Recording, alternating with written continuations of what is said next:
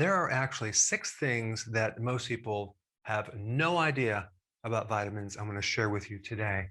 Number one, most megavitamin companies are owned by either big pharma, chemical companies, or food manufacturing companies. Okay. These companies own the big brands. Bayer, for example, owns One A Day, and Bayer just bought up Monsanto, right? Pfizer owns Centrum and Emergency, which, by the way, I used to take this a long time ago. Clorox owns Renew Life. And then we have Nestle, the chocolate company that owns Garden of Life, Puritan's Pride, Pure, Douglas Laboratories, Wobenzyme, Solgar, Nature's Bounty, and quite a few others. Sometimes I'm criticized for having my own line of vitamins. And I always ask the person, would you rather buy your vitamins from a drug company, a chemical company, or a food manufacturing company, or maybe a marketer?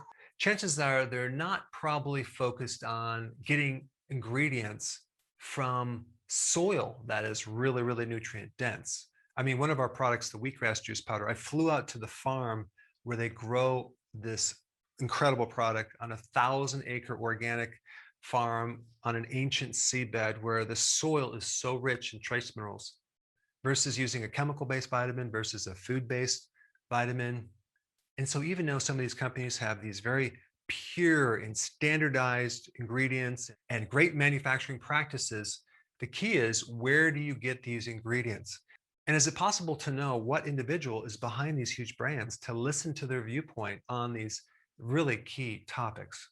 All right, number two, 95% of all vitamins sold are made synthetically, okay, from chemical companies. That means they're made from petroleum, they're made from chemicals, coal tar. They do not come from things that are grown at all.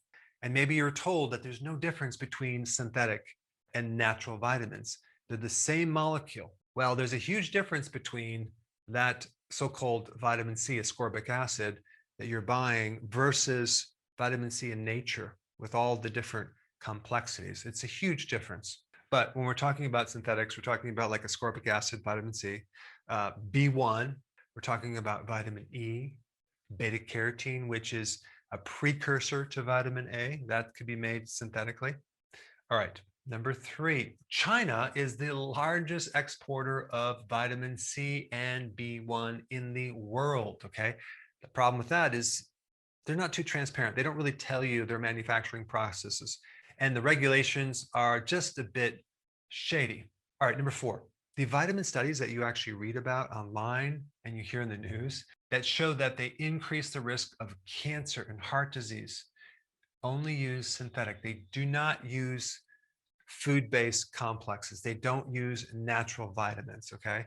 So that's just a little omission, a little thing that they don't really tell you. So then in your mind, in the medical profession's mind, vitamins don't really create any difference. Well, again, what kind of vitamins are you talking about? You're talking about synthetic vitamins? Well, like I said before, there's a huge difference. Now, I'm not against synthetic vitamins used in short-term type things for maybe detoxes, but other than that, you shouldn't be taking them long-term for your maintenance or your health. Number five, whole food concentrates. Okay, so you're taking this maybe like a beet leaf extract or some other plant and you're concentrating it. It could also be a glandular tissue, okay? And that's called a whole food concentrate. And then if you look at the amounts of vitamins or nutrients in a whole food concentrate, they're much lower than synthetics. However, they're more complete because you have all the cofactors, you have all the enzymes, you have all the trace minerals. You don't just have this synthetic isolated fraction of a vitamin, you have the whole thing. It's definitely more bioavailable and it's definitely more effective, even though it's in smaller amounts. If you look at some of these multivitamin mineral products and you look at the amounts they have, like 17,000% of the RDAs, et cetera, you know they're using synthetic. And also, if you look at the ingredients, the first one is usually calcium carbonate. So anytime you see the first ingredient, calcium carbonate, the majority of that product is calcium carbonate. That's why it's so heavy. It's like a paperweight. Calcium carbonate is limestone, and you'd be better off chewing on the cement right outside your house because it's really, you're eating rocks. It's very, very cheap. It's very difficult to absorb. You have to kind of go through like 12 different steps before it gets absorbed in your body. All right, and number six, medical doctors don't get a lot of training in vitamins. They really only get about 25 hours on average of training in nutrition. 25 hours. Is that really enough to have a grasp on all the vitamins, to be able to give advice, to have an opinion on it? 25 hours? You're going to be an expert in it? Well, they're not experts in it. They're experts in drugs and surgery and other things. But the point is that this right here is just not enough training to be able to give a good opinion one way or the other.